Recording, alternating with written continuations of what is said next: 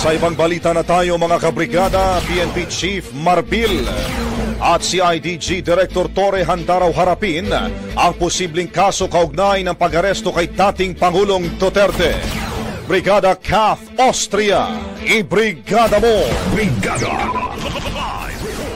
Nakahanda sina PNP Chief General Romel Francisco Marbil at Criminal Investigation and Detection Group Director Major General Nicolas Torre III na harapin ang anumang posibleng kaso kaugnay sa pag-aresto kay dating Pangulong Rodrigo Duterte. Kasunod ito ng rekomendasyon ni Senate Foreign Relations Committee Chairperson Amy Marcos na dapat imbestigahan ng Office of the Ombudsman ang 5 opisyal ng pamahalaan, kabilang sina Marbil at Torre dahil sa mga posibleng paglabag tulad ng arbitrary detention at grave misconduct.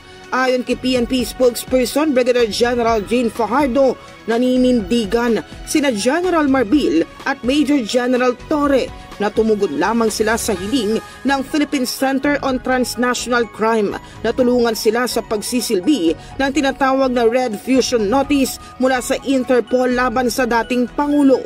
Iginit din ni Fajardo na naniniwalang 2 opisyal na sumunod lamang sila sa batas at sa kanilang mandato. This is the position of the PNP with respect to the possible criminal and administrative cases to be filed against the Chief PNP and General Torre, and they